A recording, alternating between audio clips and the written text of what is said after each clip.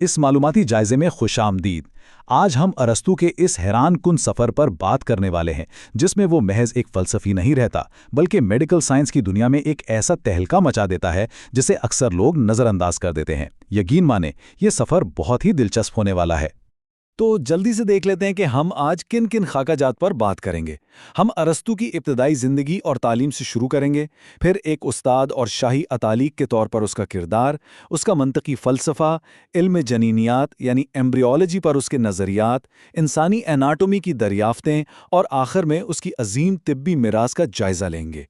ٹھیک ہے، تو آئیے سب سے پہلے حصے سے شروعات کرتے ہیں، ابتدائی زندگی اور تعلیم، یعنی اس ہماگیر شخصیت کی بنیادیں آخر پڑھیں کیسے؟ اگر ہم اس کی زندگی کی ٹائم لائن پر نظر ڈالیں تو ارسطو 384 قبل مسیح میں اسٹگیرا میں پیدا ہوا، پھر ذرا سوچیں محض 17 سال کی عمر میں اس نے ایتھنز جیسے عظیم علمی مرکز کا رخ کیا اور آخرکار 62 سال کی بھرپور زندگی گزارنے کے بعد 322 قبل مسیح میں اس کا انتقال ہو گیا۔ اب یہاں ایک انتہائی زبردست بات سامنے آتی ہے۔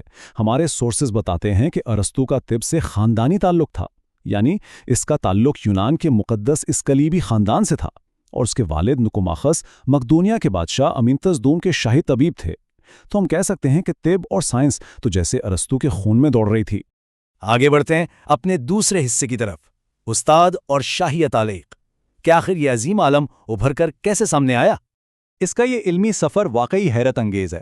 ذرا تصور کریں، ایتھنز میں پورے 20 سال تک اس نے لیجنڈری افلاطون کے زیر سایہ تعلیم حاصل کی، اور وہ بھی اس حد تک کہ افلاطون اپنی غیر موجودگی میں کلاسز ارسطو کے حوالے کر جاتا تھا۔ اور پھر یہی وہ شخص تھا جس نے مقدونیہ میں دنیا فتح کرنے والے سکندر اعظم جیسی شخصیت کی ذہنی تربیت کی اور اس کا شاہی اتالیق بنا۔ کیا کمال کی بات ہے نا؟ تو اب ہم پہنچے ہیں تیسرے حصے پر، منطق پر مبنی فلسفہ، یعنی سوچنے کا ایک بالکل نیا انداز۔ سورس متن میں ایک بہت ہی گہری بات پر زور دیا گیا ہے، وہ یہ کہ ارسطو محض روایات کی اندھی تقلید نہیں کرتا تھا۔ نہیں، بالکل نہیں، وہ ہمیشہ ذاتی تحقیق پر زور دیتا تھا اور ٹھوس شواہد کے بنیاد پر ہی اپنی آراء قائم کرتا تھا۔ دراصل مورخین بتاتے ہیں کہ ارسطو ہی وہ شخص تھا جس نے باقاعدہ منطق یا لاجک کی اصطلاح کو رواج دیا تاکہ فلسفے کو ایک ٹھوس استدلال پر مبنی بنیاد فراہم کی جا سکے۔ اور سچی بات تو یہ ہے کہ اسی منطق نے آگے چل کر اس کے تمام سائنسی اور طبی مشاہدات کے لیے ایک پرفیکٹ سٹیج تیار کیا۔ چلیے اب چوتھے حصے کا رخ کرتے ہیں، علم جنینیات یعنی ایمبریولوجی پر، اس کے ابتدائی نظریات کہ آخر زندگی کی شروعات کیسے ہوتی ہے۔ اگر ہم اپنے سورس مٹیریل کی تھوڑی اور گہرائی میں جائیں تو پتہ چلتا ہے کہ ارسطو نے انسانی جسم کی تخلیق کے حوالے سے کچھ ایسے نظریات پیش کیے جو اس دور کے لحاظ سے سچ میں انتہائی انقلابی تھے۔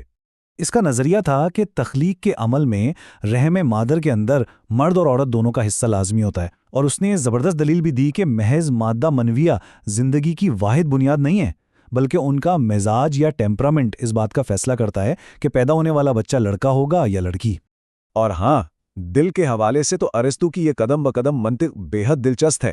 اس کا ماننا تھا کہ جنین میں سب سے پہلے دل بنتا ہے، یہی وہ عضو ہے جو سب سے پہلے اپنا کام شروع کرتا ہے، ولادت کے فوراً بعد پمپ کرنا یعنی دھڑکنا شروع کرتا ہے، اور موت آنے پر سب سے آخر میں اپنا کام بند کرتا ہے۔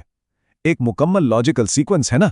اس کے علاوہ اس نے بڑی باریک بینی سے یہ بھی دریافت کیا کہ جنین ماں کے رحم میں خود سانس نہیں لیتا، بلکہ اس نے یہ تسلیم کیا کہ دراصل ماں کا جسم ہی وہ لائف سپورٹ سسٹم ہے جو بقا کے لیے ہر ضروری چیز فراہم کرتا ہے۔ ٹھیک ہے، اب ہم پانچویں حصے کی طرف آتے ہیں، انسانی اناٹمی میں دریافتیں، یعنی انسانی جسم کا پورا نقشہ۔ ہمارے سورسز بتاتے ہیں کہ مورخین کے خیال میں انسانی جسم کے ڈائسیکشن یا چیر پھاڑ کی باقاعدہ شروعات ارسطو نے ہی کی تھی، اور اسی عمل نے اسے اعصابی نظام کو سمجھنے، دماغ کی حفاظتی جھلیوں، پھیپڑوں اور میدے کے افعال کی وضاحت کرنے اور یہاں تک کہ پیروٹڈ گلینڈز جیسی باریک چیزوں کی شناخت تک پہنچایا۔ یہاں ایک بہت ہی اہم نقطہ یہ ہے کہ اس نے سرکولیٹری سسٹم یعنی دوران خون کے نظام کو کس طرح ڈیفائن کیا۔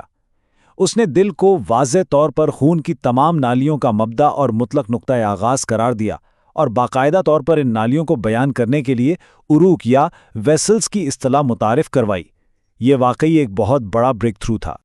اور اب ہم اپنے آخری یعنی چھٹے حصے پر آ گئے ہیں، ارسطو کی طبی میراث، اس کا مقصد اور اس کی تصانیف۔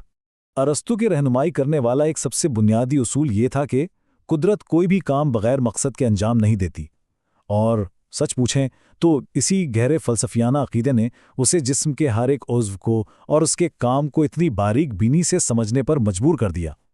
वैसे अगरचे अरस्तू ने मेडिकल साइंस पर कोई एक मखसूस जामा निसाबी किताब नहीं लिखी, लेकिन उसकी ये वसी और हैरानकुन तिब्बी मीरास जानवरों, हड्डियों, अफजाइश नस्ल और तिब पर मौजूद इन नाकाबिले यकीन किताबों में बिखरी हुई है, जैसे किताबुल हैवान, किताब फित तिब या फिर किताब फिल इज़ाम।